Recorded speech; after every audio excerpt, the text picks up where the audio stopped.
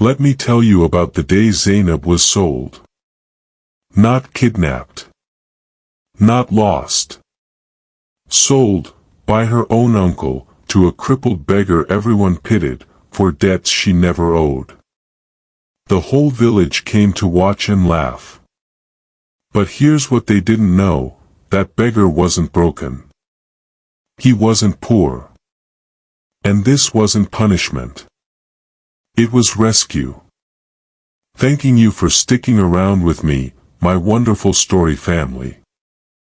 If you're already hooked in for today's story and ready to enjoy it, click subscribe and let me know in the comments where you're watching from, because tomorrow I will be giving you another story just as interesting as this one.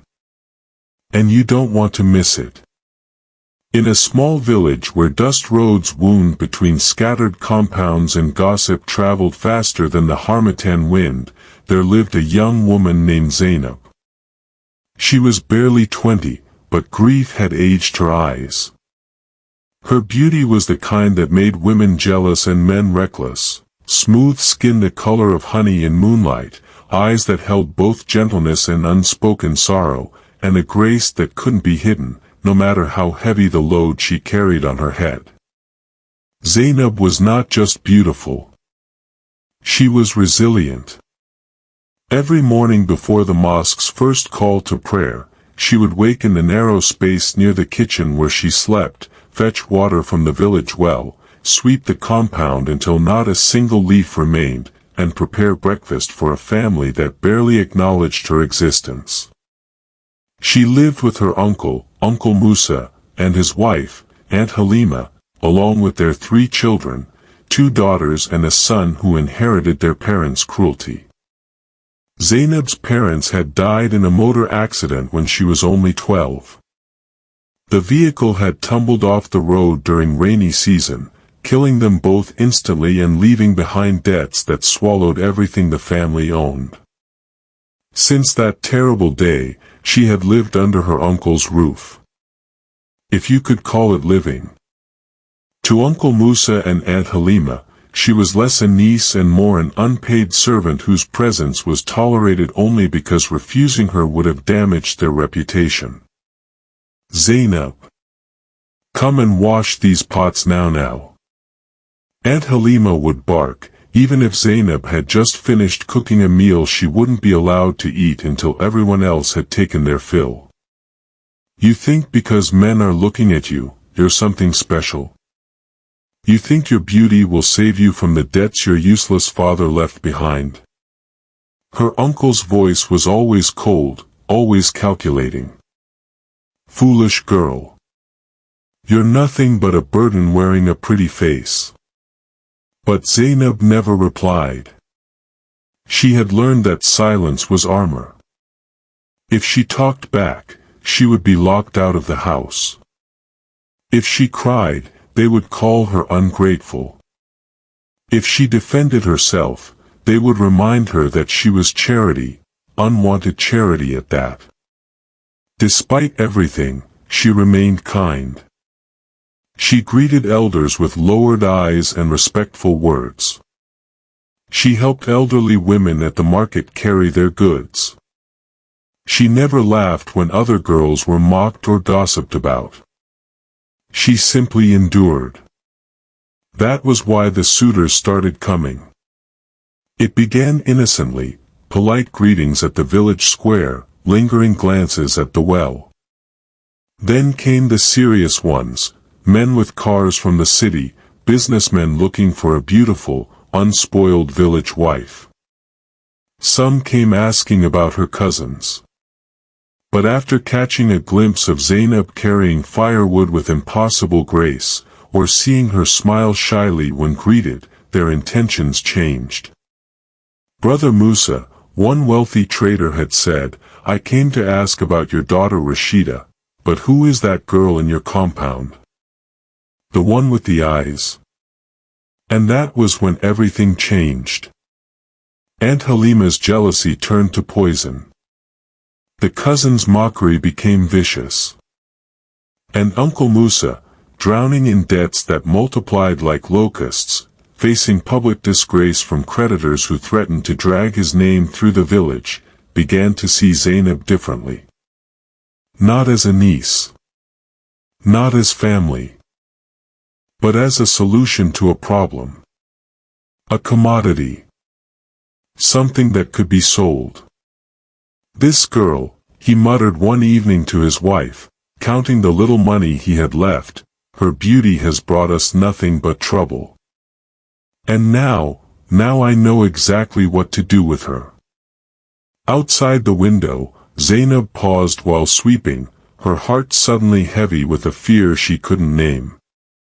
She didn't know it yet, but 3 villages away, a man leaned on crutches outside a crumbling hut, his clothes tattered, his face hidden beneath the dirt of deliberate disguise.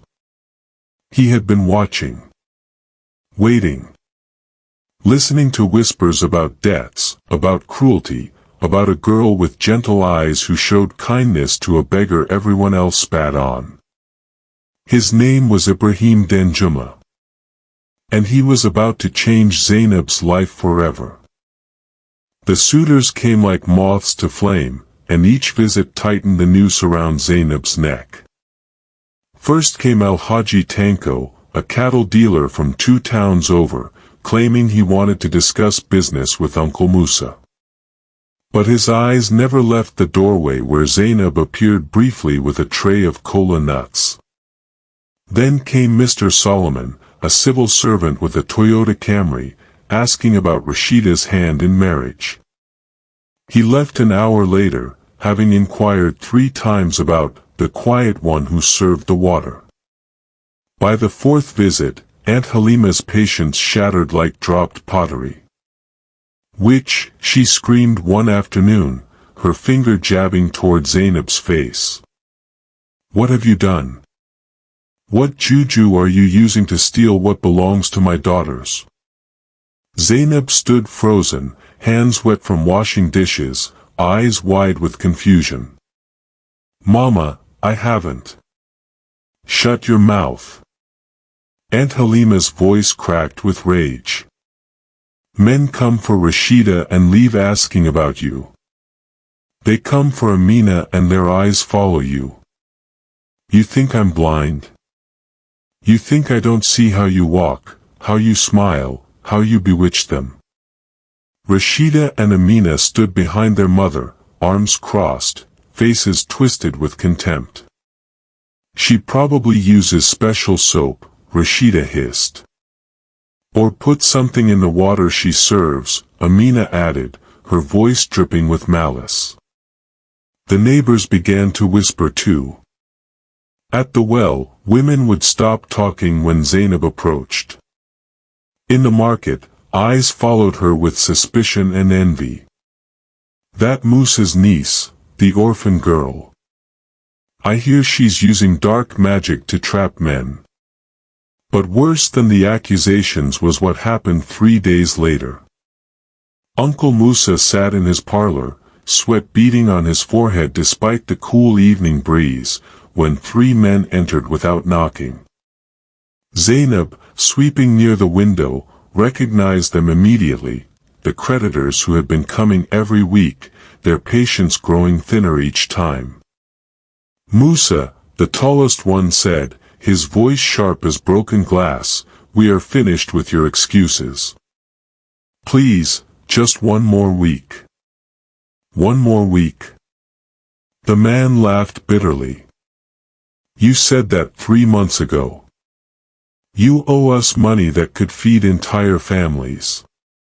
If you don't pay by Friday, we will announce your shame at the village square.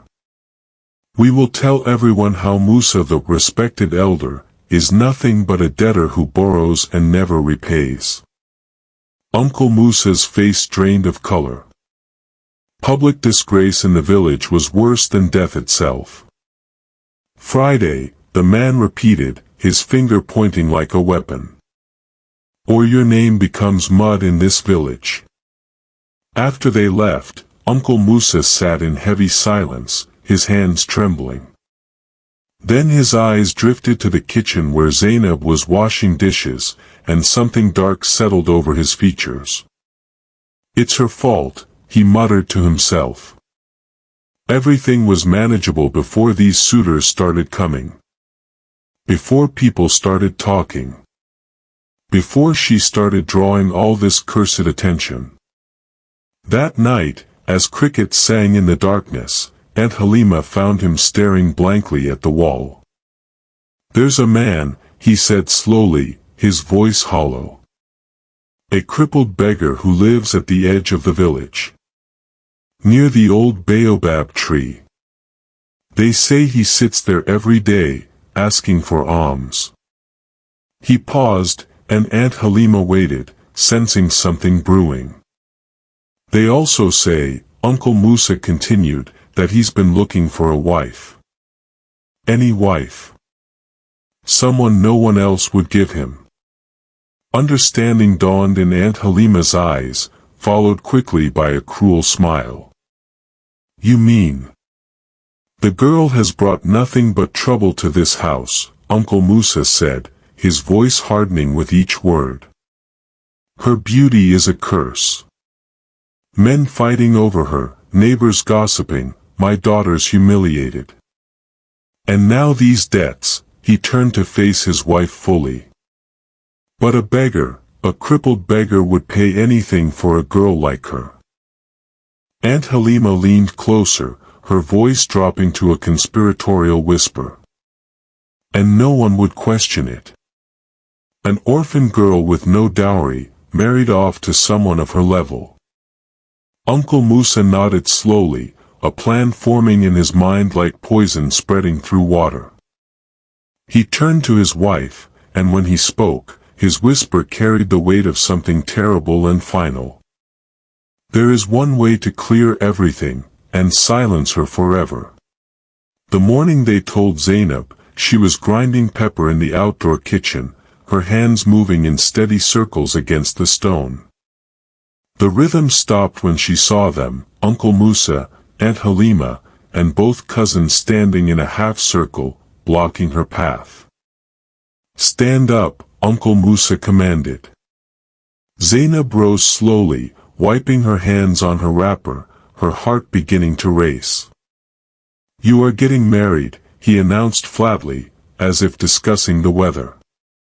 "This Saturday. Everything is arranged." The words didn't make sense at first. Married? To whom? She had never been courted properly, never been asked, never even been told someone was interested. "Uncle, I don't understand." "You don't need to understand," Aunt Halima cut in sharply. "You just need to obey. Or have you forgotten that you eat our food, sleep under our roof, wear clothes we provide?" Who am I marrying?" Zainab's voice came out smaller than she intended. Uncle Musa's jaw tightened. "A man from the village. His name is Ibrahim." Rashida giggled behind her hand. Amina didn't even try to hide her smile. "The beggar?" Amina asked with false innocence. "The crippled one who sits near the market." Zainab's blood ran cold. She had seen him before, everyone had. A man who walked with crutches, his clothes always dirty, his body bent at an awkward angle. He begged for alms near the grain sellers, and children sometimes threw stones at him for entertainment. People said he had no family, no home, nothing but the rags on his back. "Uncle, please," Zainab's voice cracked. "It's already decided," he snapped. "He has agreed to take you.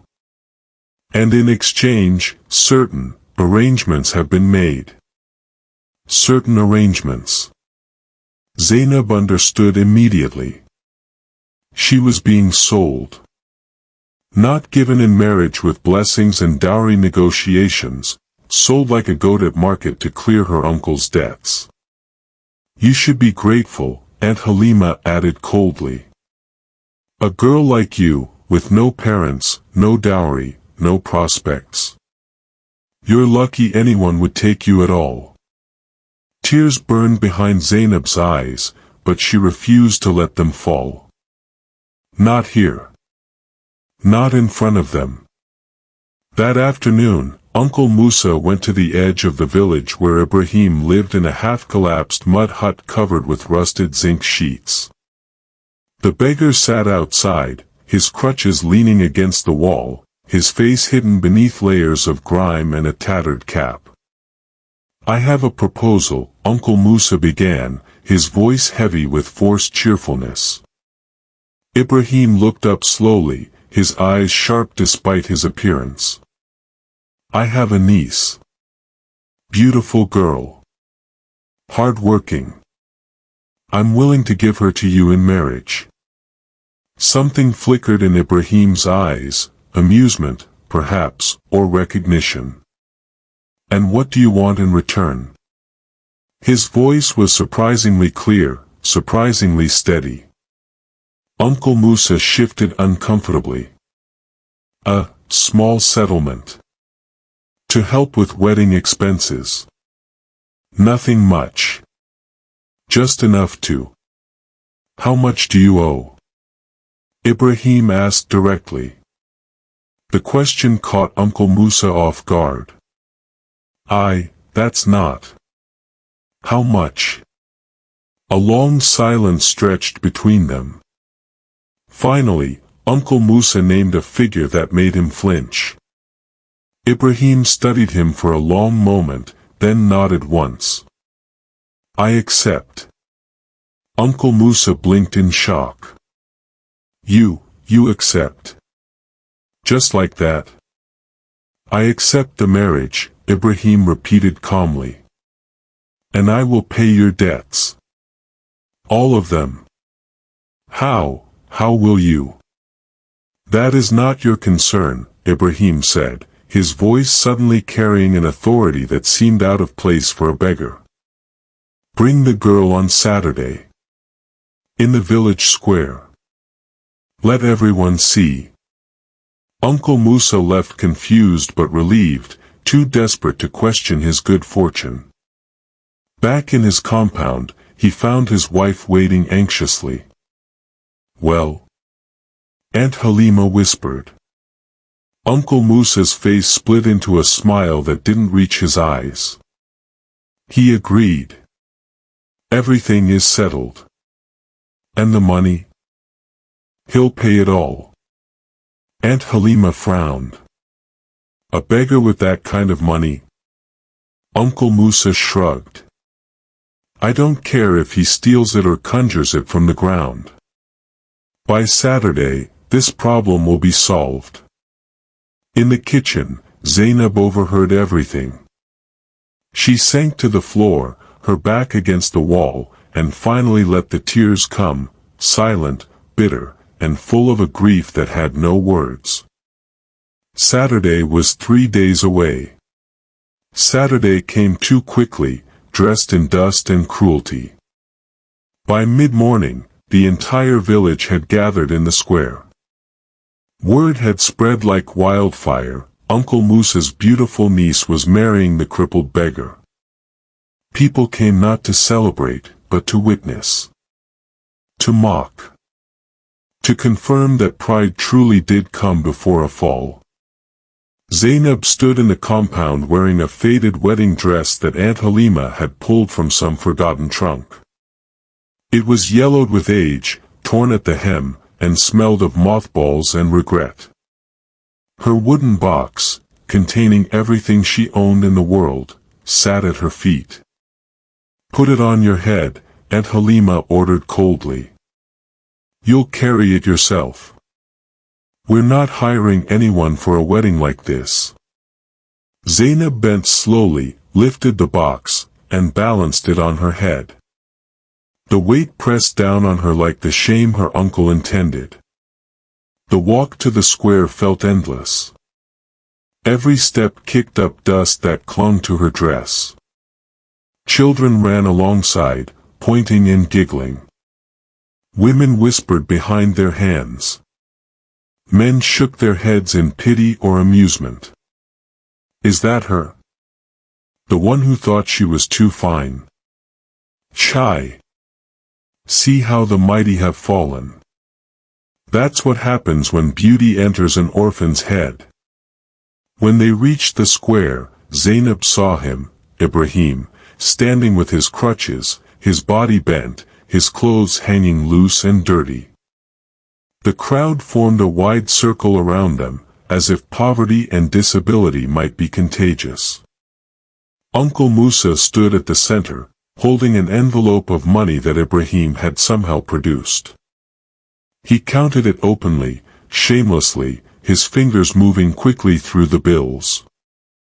"Everything is in order," the village elder announced reluctantly, clearly uncomfortable with the spectacle. "The groom has fulfilled his obligation." "Then let's finish this," Uncle Musa said impatiently. The ceremony was brief and brutal. No prayers for long life. No songs of blessing. No joyful ululation from women. Just rushed words, exchanged glances, and the scratch of pen on paper. When it was done, someone in the crowd shouted, "At least two useless people found each other." Laughter erupted like thunder.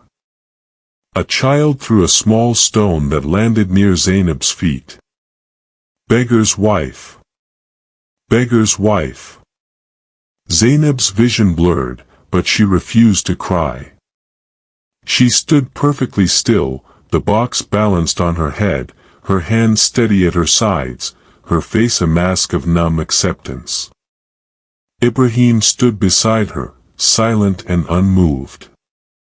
His eyes, hidden partially beneath his tattered cap, seemed to notice everything, every laughing face, every pointing finger, every cruel word.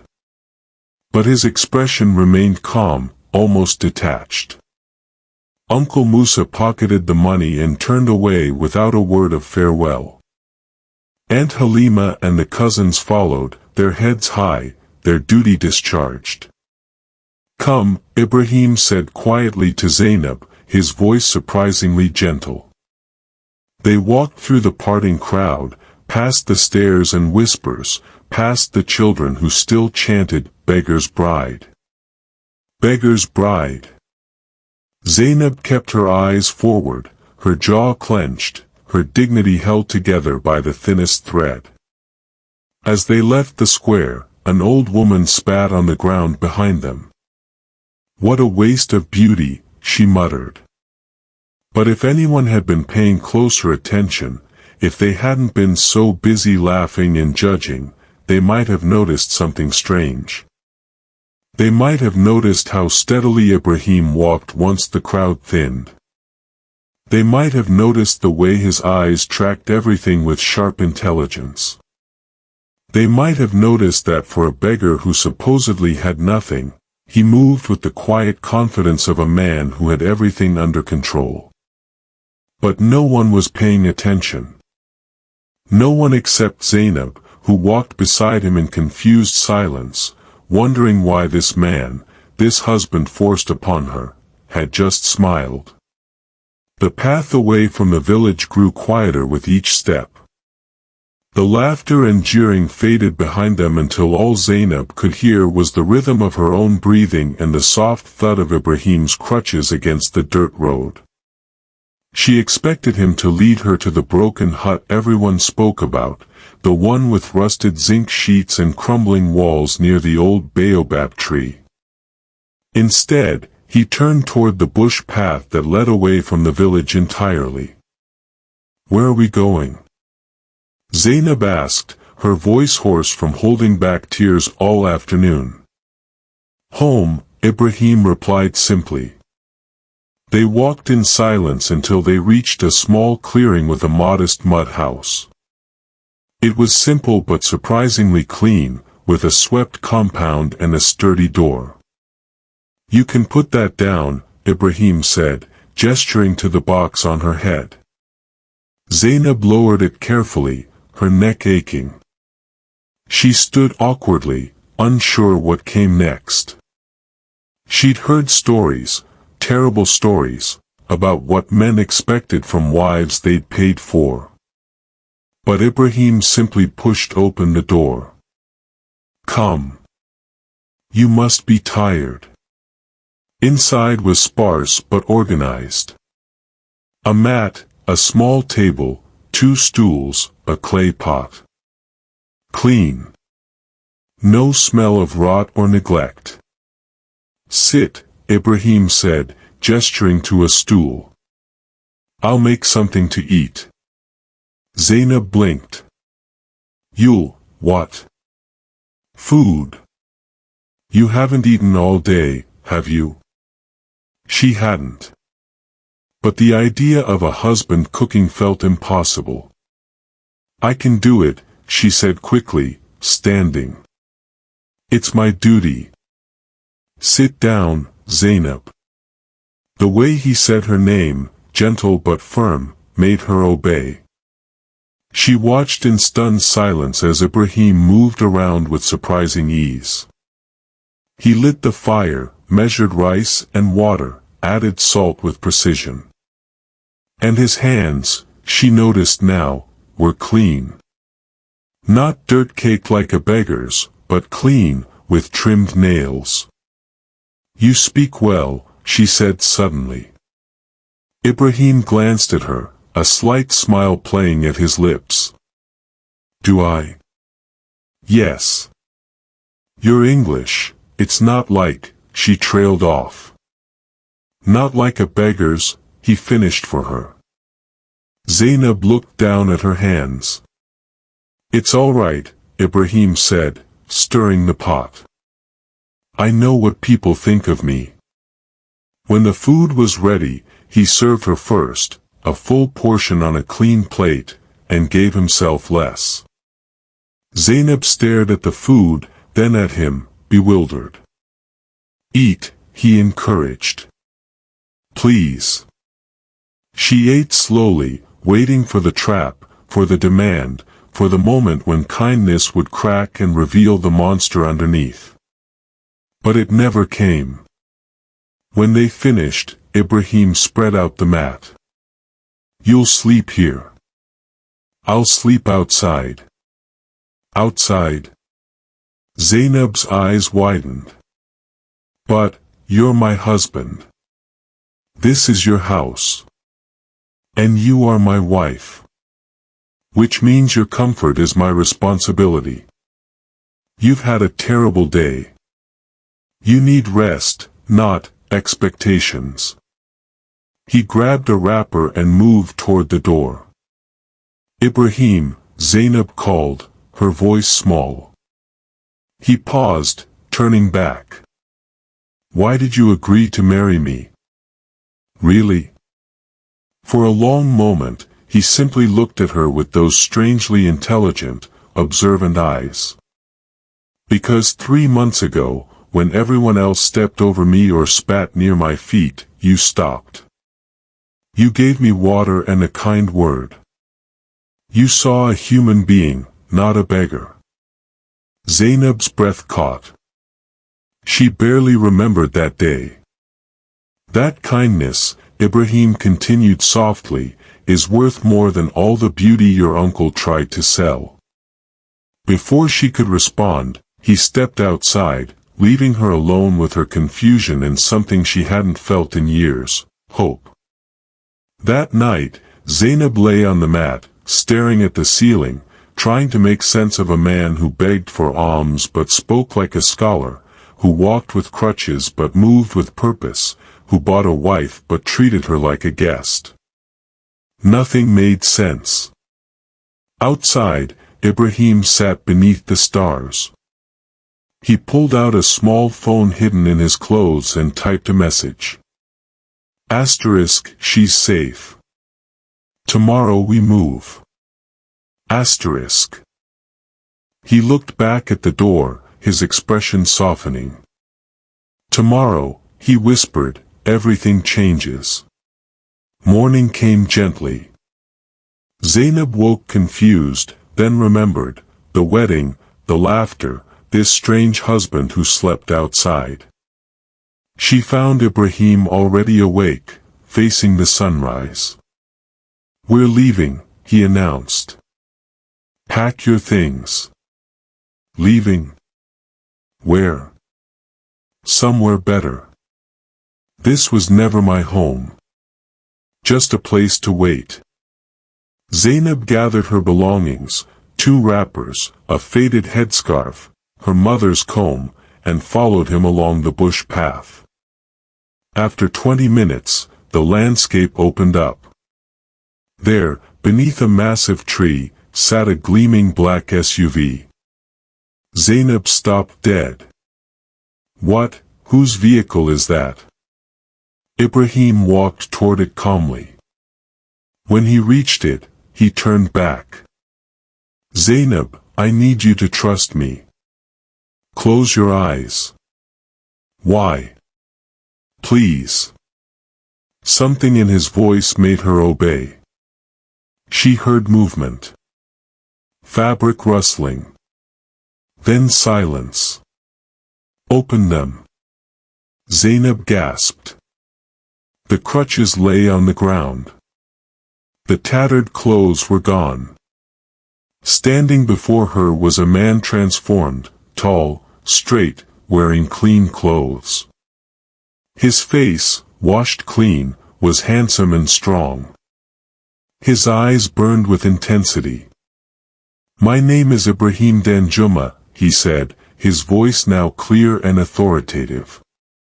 "I am the CEO of Danjuma Holdings, one of the largest conglomerates in this country. I have never been a beggar." Zainab's legs trembled. "I don't understand. For 6 months, I've been undercover in your village, investigating fraud and debt manipulation. 15 years ago, your uncle forged documents and stole from my father. The scandal destroyed him. He died 3 years ago, still carrying that shame." Zainab's hand flew to her mouth. "I came for truth, not revenge," Ibrahim continued softly. "But 3 months ago, when everyone stepped over me or spat at me, you stopped. You gave me water. You treated me like a human being." Tears streamed down Zainab's face. "In 6 months, you were the only person who showed kindness," Ibrahim said, his voice thick with emotion. "When your uncle offered to sell you, I saw a chance, not just to expose him, but to save you. So the marriage, the money, the humiliation was rescue," Ibrahim finished. "I paid your uncle with money I'll recover legally. I documented everything. And now I'm taking you somewhere you'll never carry anyone's burdens but your own." Zainab collapsed to her knees, shaking with sobs, not of grief, but overwhelming relief. Ibrahim knelt beside her, his hand gentle on her shoulder. "You're not property, Zainab. You never were. You're free." The drive felt like a dream Zainab was afraid to wake from. Ibrahim sat beside her while a driver navigated smooth paved roads that grew wider with each mile. She watched the landscape transform, from dusty paths to proper streets, from mud houses to painted buildings. "Where are we going?" she whispered. "Home. My real home." 20 minutes later, the SUV stopped before massive iron gates that swung open automatically. They drove through manicured gardens until a mansion rose before them, white walls gleaming, windows sparkling like jewels. "This is where you live." "Where we live now," Ibrahim corrected gently. Uniformed staff appeared. A woman bowed slightly. "Welcome home, sir." "Welcome, madam." "Madam." No one had ever called Zainab that. Ibrahim guided her through rooms so vast they seemed unreal. Marble floors. Crystal chandeliers. furniture too expensive to touch. This is too much, Zainab said, panic rising. I don't belong here. Breathe, Ibrahim said, taking her hands. Just breathe. You belong here because I say you do, he continued firmly. Not because of what you offer, but because of who you are. The girl who showed kindness when the world showed none. Tears spilled down her cheeks. An older woman approached. Sir, I've prepared the guest suite. Thank you, Hawa. Ibrahim turned to Zainab. She'll help you settle in. New clothes, everything you need. And Zainab, you don't serve anyone here. Not even me. You're my wife, not my servant. The word shattered something inside her. She collapsed into a chair, sobbing, years of buried pain finally breaking free. Ibrahim knelt before her, not touching, just present. I know this is overwhelming, he said quietly. But I promise, no one will ever humiliate you again. No one will ever sell you. No one will ever make you feel worthless. Why? Zainab choked out. Why would you do this for someone like me? Because kindness recognized kindness, Ibrahim said simply. In a world where people showed me their worst, you showed me your best. That's priceless. Hours later, bathed and clothed in garments softer than anything she'd touched, Zainab sat in a bedroom larger than her uncle's entire compound, barely recognizing herself in the mirror. That evening, Ibrahim found her on the balcony watching the sunset. How are you feeling? Like I'll wake up back in my uncle's kitchen, she admitted. You won't. This is real. You're safe. Silence stretched between them until Zainab spoke again.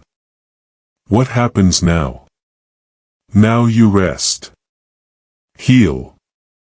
Decide who you want to become when you're not just surviving. And my uncle? Justice will come, Ibrahim said, his voice hardening. Legal justice. I have evidence of everything, the fraud, the debt schemes, selling you. He'll answer for it all. Zainab nodded, then turned to face him. Ibrahim, this marriage. Was it real? Or just paperwork? He met her gaze steadily. It's as real as you want it to be. I won't force anything. But I hope, in time, you'll see me as more than your escape route. Before she could respond, Ibrahim's phone buzzed. His expression shifted, concern flickering across his features. What is it? Zainab asked, her pulse quickening. Ibrahim's jaw tightened. My security team. Someone's been asking questions about you. About where you went. My uncle. No, Ibrahim's eyes darkened. Someone else. Someone connected to the people who destroyed my father. The ones who don't forgive debts. He looked at her, protective intensity in his eyes. Zainab, everything you've survived so far, was only the beginning. Outside the mansion walls, headlights flashed in the gathering darkness. The mansion's lights flickered once, then died completely. Darkness swallowed everything. Zainab gasped, reaching out until her hand found Ibrahim's arm. Stay calm, he said quietly. Security protocol. Red emergency lights hummed to life, bathing everything in crimson. Footsteps echoed, security personnel moving urgently. A man in a dark suit appeared. Sir, 3 vehicles approaching the east perimeter. Outer cameras disabled. Ibrahim's expression hardened. Lock down. Get Zainab to the safe room. No, Zainab said firmly. I'm not hiding while you face danger because of me. This isn't because of you, Ibrahim said, turning to face her. This is about what my father uncovered 15 years ago. Money stolen, lives ruined, powerful people who can't afford the truth. Your uncle was a small player. The men behind him are untouchable. Or were, until I started gathering evidence. And now they know you're alive. Now they know I'm a threat. Glass shattered downstairs. Zainab jumped. The security officer spoke urgently. Breach on the south wing. 3 intruders. Armed. Gunshots cracked through the night, sharp, terrifying. Ibrahim grabbed her hand and pulled her toward the bedroom. There's a hidden passage behind the closet. Underground exit. Can you run? Zainab nodded, trembling. He pressed a hidden panel. A wall section slid aside, revealing a narrow corridor. Go straight, down the stairs. A vehicle's waiting. The driver knows where to take you. What about you? I'll be right behind you. Ibrahim. Zainab, please. His eyes blazed. I didn't pull you from that village to lose you now. Go. I promise I'll find you. More gunshots. Closer. Shouting. She ran. The corridor was claustrophobic, stairs endless. Behind her, the bedroom door crashed open. Voices shouted. Then another gunshot, louder, different. Zainab screamed but kept running. The stairs ended in a small garage. A sleek car waited, engine running. A woman in tactical gear stood by the door. Mrs. Danjuma, get in. Now. Zainab dove into the back seat. The vehicle lurched forward, speeding through a tunnel. Where's Ibrahim? Zainab demanded, voice breaking. He's handling the situation. My orders are to get you to safety. Take me back. Ma'am, your safety is the priority. Always. The vehicle emerged onto a deserted highway. Zainab's phone buzzed. Asterisk, I'm okay. They didn't come for me. They came for information. Stay where you are. Trust the plan. Asterisk. Relief flooded her, then confusion. Another message. Asterisk, they know about your uncle's documents. About what he stole. They think you might be the key to finding it. Asterisk. Zainab's blood ran cold. Ma'am, we're being followed, the driver said calmly. Zainab spun around. 2 vehicles, closing fast. Hold on. The car accelerated with terrifying speed. As they raced through darkness, Zainab realized with dawning horror that marrying Ibrahim hadn't just given her freedom. It had made her a target. And somewhere in the night, people who destroyed lives for decades were hunting for something they believed she had, something she didn't even know existed. The chase lasted 7 minutes that felt like hours.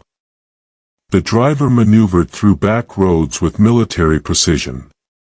Sharp turns. Sudden accelerations. Finally, a daring move through a narrow market alley their pursuers couldn't follow. The headlights behind them disappeared. They drove for another hour until they reached a safe house hidden among farmland. Inside, security personnel waited, along with a lawyer carrying a briefcase. Mrs. Danjuma, the lawyer greeted. I'm Barrister Okonkwo. Your husband asked me to brief you on the legal proceedings against your uncle. We have evidence of fraud, forgery, and human trafficking. Human trafficking.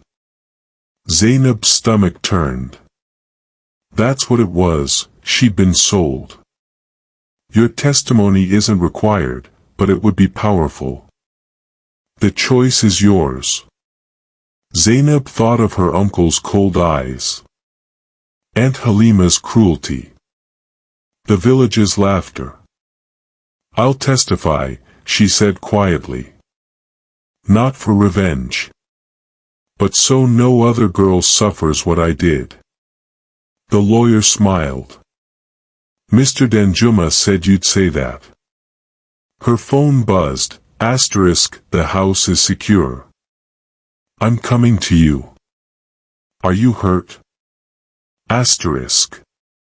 Asterisk, I'm safe. Scared, but safe. Asterisk. Asterisk, I'm sorry. I thought we had more time. Asterisk. Asterisk, you saved my life, Ibrahim. You're still saving it. Asterisk. 3 hours later, Ibrahim arrived, shirt torn, jaw bruised, but alive. Zainab ran to him, and he pulled her into an embrace. I was so afraid, she whispered. So was I, he admitted. What happens now? Now we finish this. Your uncle kept records, insurance, he thought. But those records implicate everyone. The men who came tonight are in custody. They'll talk. The next morning, news broke. Massive arrests in a debt fraud syndicate. Uncle Musa's name featured prominently. The story spread, how a billionaire went undercover, how an orphan was sold, how justice was coming. 1 week later, Zainab stood at the entrance to her uncle's village.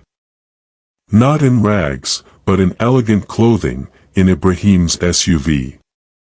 Faces gathered, curious and shocked. You don't have to do this, Ibrahim said. Yes, I do. She stepped out. The crowd parted. She walked through the square, where she'd been mocked, until she reached her uncle's compound.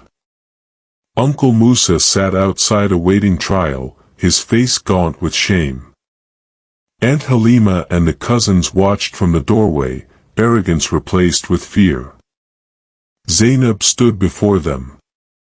I forgive you, she said. Uncle Musa's head snapped up, disbelief in his eyes. Not because you deserve it. But because I refuse to carry your hatred. You sold me thinking I was worthless. But you were wrong. I was never the curse. You were. She turned to the crowd. Let this be a lesson about dignity. About how cruelty always comes back. And how kindness, even in darkness, can change everything. She walked back to the vehicle, head high, leaving the village forever. As they drove away, Ibrahim took her hand. I'm proud of you. I'm proud of me too, Zainab replied, smiling with genuine freedom. But Ibrahim's phone rang. His expression shifted as he listened. When? How many? He ended the call and looked at Zainab, serious. The syndicate's leader, the one who orchestrated everything, escaped custody this morning. Zainab's breath caught. What does that mean? It means while we won this battle, the war isn't over. In the distance, a black sedan pulled onto the road behind them, maintaining careful distance. Inside, a man made a call. "She knows now," he said quietly. "And she's stronger than expected. Proceed with the next phase." From a girl sold like cattle to a woman who found her worth, from public humiliation to standing tall with forgiveness in her heart, Zainab's journey has only just begun. But the syndicate leader has escaped. Dangerous men are still watching. And the next phase, they mentioned.